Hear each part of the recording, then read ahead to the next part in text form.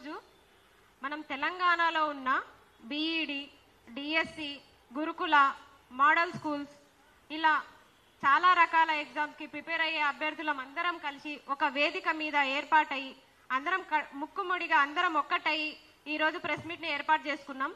ఎందుకంటే మొత్తం మేము చదివే చదువంతా ఒకటే. గురుకులకైనా, డిఎస్సికైనా, మోడల్ స్కూల్స్కైనా సిలబస్ మాత్రం సేమ్, కానీ ఎగ్జామ్స్ మాత్రం వేరే వేరే ఉంటాయి. ఏంటంటే ఇక్కడ ఫీజుల దోపిడీ ఏం లేదు, ఫీజుల దోపిడే. ఫీజు మాత్రం వేరుగా తీసుకుంటారు, ఎగ్జామ్స్ మాత్రం కాంబోగా పెడతారు. ఆ వచ్చిన మార్కులనే పరిగణలోకి తీసుకొని జాబ్ వచ్చిందా లేదా వాళ్ళకి సంబంధం లేదు. కానీ మాకు ఎగ్జామ్ మాత్రం ఒకటే పెట్టి ఆ ఒక్క పేపర్ని 4-5 జాబ్లకు డిసైడ్ చేస్తారు అన్నట్టు. అట్లా ఉంది పరిస్థితి. ఇంకా తెలంగాణలో మనకి ప్రభుత్వం ఏర్పాటు కాకముందు 2 లక్షల ఉద్యోగాలు అని చెప్పేసి మభ్యపెట్టి మెగా డిఎస్సి అని చెప్పి మోసం చేసి ఈ రోజు అధికారంలోకి వచ్చిన తర్వాత 2 సంవత్సరాలైనా ఖాళీల వివరాలు కూడా ప్రభుత్వం చెప్పలేని దుస్థితిలో ఉంది. ఎంత దారుణం అండి. నిరుద్యోగులు రోడ్లు పట్టుకొని తిరుగుతూ ఉంటే కనీసము వాళ్ళ మీద ఉన్న కృతజ్ఞత కూడా చూపించుకోకుండా నిరుద్యోగుల వల్ల ఏర్పడిన ప్రభుత్వం ఈ రోజు నిరుద్యోగుల్ని పట్టించుకోవట్లేదు. అక్కడ బీహార్లో చూసి నేర్చుకోండి. నిరుద్యోగులకి 1000 రూపాయల నిరుద్యోగ భృత్యాన్ని ఇస్తున్నారు. మీకు అది 1000 రూపాయలే కనిపిస్తున్నది, కానీ మీరిచ్చిన మాట ఎక్కడ నిలబెట్టుకుంటున్నారు? మీరిచ్చిన నిరుద్యోగ భృతి ఇస్తామని చెప్పిన మాట ఎక్కడ నిలబెట్టుకుంటున్నారు? ఈ రోజు టెట్లో ఎన్ని ఇక్కట్లున్నాయో తెలుసా మీకు? ఎగ్జామ్ రాసే వాళ్ళకి తెలుస్తుంది. మమ్మల్ని అడగండి, చెప్తున్నాం కదా. ఇంతకుముందు 2 సార్లు టెట్ నిర్వహించారు ఈ గవర్నమెంట్ ఏర్పడిన తర్వాత, కానీ దాంట్లో కొన్ని లోపాలున్నాయి, సవరించండి అంటే అసలు ఎవ్వరు కూడా చెవిలో కూడా పెట్టుకోవట్లేదు మా మాటలు. ఏంది అసలు బయో సైన్స్ చదివిన వాళ్ళు మ్యాథ్స్ ఎట్లా రాస్తారండి? మ్యాథ్స్ ఎట్లా రాస్తారు? వాళ్ళు చేసేది మొత్తం 2 సంవత్సరాలు బయో సైన్స్ చదివి తీరా టెట్ పేపర్లోకి వచ్చేసరికి మ్యాథ్స్ చదవాలి. ఒక 10 మార్కులు వాళ్ళకి బయో సైన్స్ వస్తుంది, టెట్లో మాత్రం మ్యాథ్సే ఉంటుంది మొత్తం. ఎట్లా క్వాలిఫై అవుతారు? మళ్ళీ అది డిఎస్సిలో వెయిటేజ్ ఉంటుంది.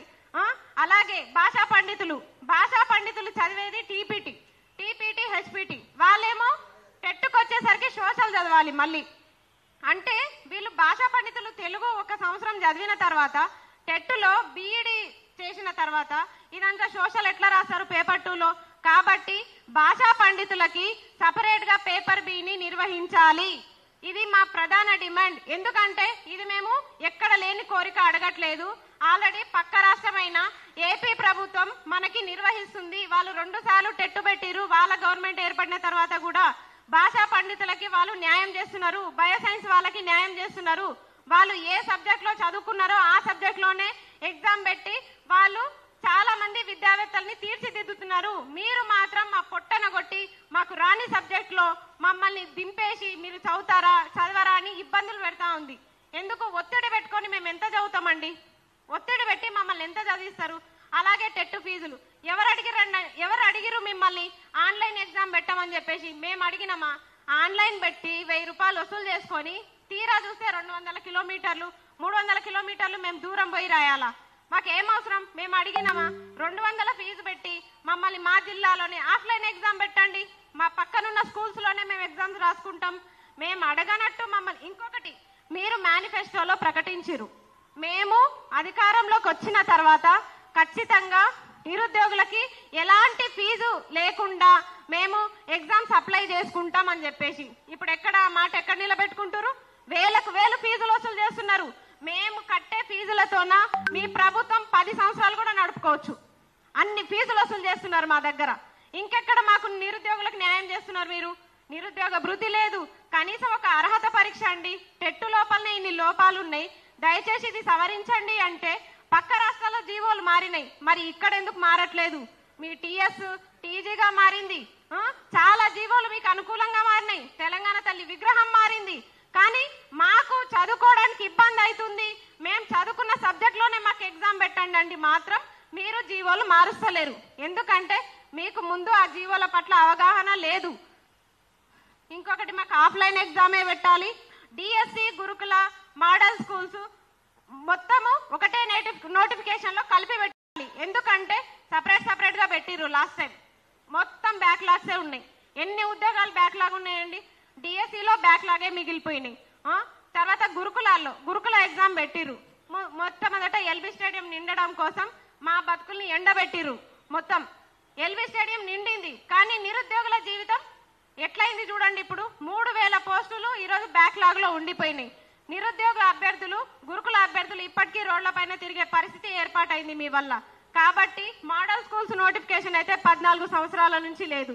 14 సంవత్సరాల నుంచి నోటిఫికేషన్ లేనప్పుడు ఎన్ని ఖాళీలు ఉంటాయండి? డిఎస్సిలో 13,000 ఖాళీలు ఉన్నాయి, గురుకులాల్లో 10,000 ఖాళీలు ఉన్నాయి, ఇవి మోడల్ స్కూల్స్ లో 2,500 ఖాళీలు ఉన్నాయి.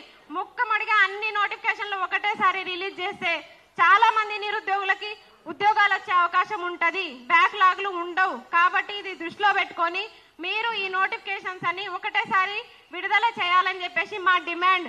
ఇవన్నీ మేము లేని కోరికలు అడగట్లేదు. వీలైతే మీకు తీరిక దొరికితే ఐఏఎస్ ఆఫీసర్లు మీరు ఏర్పడ్డారు కదా, అన్ని తెలిసినోడు అమాస రోజు వచ్చినట్ల మీరు అన్ని జీవోలు ఐఏఎస్ ఆఫీసర్లకు తప్ప ఎవరికి తెలుస్తుందండి?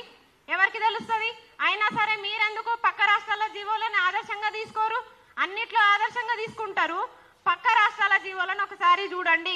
విద్యా వ్యవస్థలో విద్యాశాఖ మంత్రి గారు ఎన్ని లోపాలు ఉన్నాయో తెలుస్తుంది.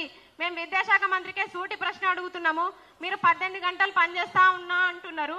18 గంటల్లో 1 గంట, కేవలం 1 గంట మా విద్య కోసం కేటాయించండి. మా బతుకులు మారుతాయి, విద్యా వ్యవస్థ బలోపేతం అవుతుంది. మీరు 18 గంటల్లో మరి ఏం చేస్తున్నారు మాకు సంబంధం లేదు, కానీ మీరు మాత్రం మా కోసం 1 గంట కేటాయించాలని చెప్పేసి విద్యాశాఖ మంత్రికి మేము విన్నవించుకుంటున్నాము. అలాగే ఖచ్చితంగా మాకు బ్యాక్లాగ్స్ లేకుండా డిఎస్సి అభ్యర్థులకి మొత్తం పోస్టులు ఒకటేసారి నోటిఫికేషన్ విడుదల చేయాలి. 108 జీవో, ఆ పేర్లోనే ఎట్లుంది చూడండి, అంబులెన్స్ నంబర్, గుండె దడ దడ అంటది జీవోని చూస్తేనే. అలాంటిది అది ఇప్పటికీ అట్లే ఉంది. ఎందుకండి మీకు చంద్రబాబు మీద అంత ప్రేమ? మీ గురువు గారు అంటే మీకు ఎందుకు అంత ప్రేమ? ఇప్పటికీ ఆయన తెచ్చిన జీవోని అట్లే కొనసాగిస్తున్నారు. ఇప్పటికీ రాష్ట్రాలు వేరైనాయి, అయినప్పటికీ మీరు ఎందుకు మా జీవోను మారుస్తలేరు? ఇప్పటికీ విద్యా వ్యవస్థలో ఇంకా నిజం చెప్పాలంటే డిఎస్సి చదివిన అభ్యర్థులు లక్షల్లో ఉన్నారు. ఆ పాత జీవోలను మా మీద రుద్దుతున్నారు. ఇంకా ఎందుకు? ఆ పాత జీవోల వల్ల బిఎడ్ చేసిన అభ్యర్థులు ఇప్పటికీ నష్టపోతున్నారు. మీకు తెలుసా? కావాలంటే మీ గురువు గారిని అడగండి, ఆ జీవో ఎలాంటి పరిస్థితుల్లో ఏర్పాటు చేసిర్రు ఒకసారి తెలుసుకోండి. డిఎస్సిలో ఇప్పుడు ఆ జీవో వల్ల స్కూల్ అసిస్టెంట్ పోస్టులు అస్సలు ఉండట్లేదు. అంటే మీకు టీచర్లు వద్దా అండి? స్కూళ్ళలో టీచర్లు వద్దా? మీరు గోడలకి పాఠాలు చెప్పాలా? పిల్లలు ఉన్నారు, పిల్లలు ఎక్కువ శాతం పిల్లలు గవర్నమెంట్ స్కూళ్ళలో జాయిన్ అవుతున్నారని చెప్తున్నారు. మరి వాళ్ళకి పాఠాలు ఎవరు చెప్పాలి? టీచర్లు కాదా? ఎవరు చెప్పాలి? పిల్లలు చాలా మంది స్ట్రెంత్ వచ్చిరట, కానీ టీచర్లు వద్దా అండి? సర్దుబాటు విద్యా విధానం ఎందుకుంది? ఇప్పటికీ గవర్నమెంట్ స్కూళ్ళలో సర్దుబాటు విద్యా విధానం ఎందుకుంది కదా? మీ దగ్గర ఎట్లాగైతే 4 మంత్రి పదవులు పెట్టుకున్నారో అట్లాగే మాకు కూడా ఈ 4 నోటిఫికేషన్లు 3 నోటిఫికేషన్లు కలిపి ఇస్తే మీకు పుణ్యం ఉంటది, చాలా మందికి ఉద్యోగాలు వచ్చే అవకాశం ఉంటది. ఇంకొకటి ఏంటంటే నిరుద్యోగుల కష్టాలు మీకు తెలుసా అండి? ఒక్కరోజు నిరుద్యోగిగా బతికి చూడండి, జొమాటో నడపండి, స్విగ్గీ చూడండి, అసలు వాళ్ళు పడే కష్టాలు చూడండి. గుడిల దగ్గర అన్నం తిని చూడండి, 5 రూపాయల భోజనం తిని చూడండి. లేకపోతే మేమన్నా మీలాగా ఒక్కరోజు సీఎం గా ఉండి చూస్తాం. మీ ప్లేస్ మాది, మా ప్లేస్ మీది, ఒక్కరోజు తారుమారు చేసుకుందాం. మీకు దమ్ముంటే రండి. మేము చెప్తున్నాం కదా, ఈ కష్టాలు మేము పడే కంటే మీకు సవాల్ విసరడమే మాకు నయం అనిపిస్తుంది. మేము ఎన్ని శత విధాలుగా చెప్పి చూస్తున్నాము, అయినప్పటికీ మీకు అర్థం కావట్లేదు. మా పట్ల మీకు అసలు శ్రద్ధ లేదు. విద్యాశాఖ మంత్రి గారు కొంచెం ఇప్పటికైనా నిద్రలో నుంచి మేల్కోండి. మీరు పులిని అంటున్నారు కదా, మరి పులి ఎందుకు నిద్రపోతుంది? పులి కొంచెం సింహం లాగా బయటకెళ్ళు, జూలు జింకరించి బయట సమస్యలు చూడు. విద్యా వ్యవస్థలో ఎన్ని మార్పులు ఉన్నాయో చూడు. ఇప్పటికైనా మేము మమ్మల్ని అడుగు. ఇన్ని జీవోలు చెప్తున్నాం కదా, ఇన్ని జీవోలు మార్చు. బయట తెలంగాణలో ఉన్న టీఎస్ టీజీగా మార్చడం ఇలాంటి జీవోలు కాదు. ఫస్ట్ మారాల్సింది తెలంగాణ స్ట్రక్చర్ బయట మ్యాప్ లో మారడం కాదు. తెలంగాణలో నిజమైన నిరుద్యోగులు ఎంత ఇబ్బంది పడుతున్నారు, వాళ్ళ జీవితాలు మార్చడంలో మీ జీవోలు మారితే బాగుంటది. దయచేసి సీఎం గారు, విద్యాశాఖ మంత్రి గారు, అలాగే చుట్టుపక్కల ఉన్న ఐఏఎస్లు కూడా మీరు నిజంగా చెప్తున్నా చదువుకొనే ఆ స్థాయికి వెళ్ళిరు. ఈ జీవోల పట్ల విద్యాశాఖ మంత్రికి అవగాహన లేకపోయినా మీకు మాత్రం ఉంటది కదా, దయచేసి మీరన్నా విద్యాశాఖ మంత్రికి చెప్పండి. 3 నెలల నుంచి పట్టించుకుంటలేడు కదా, ఎందుకండి ఆయన తీసి పక్కన పడేయక? అవసరమా? మొత్తం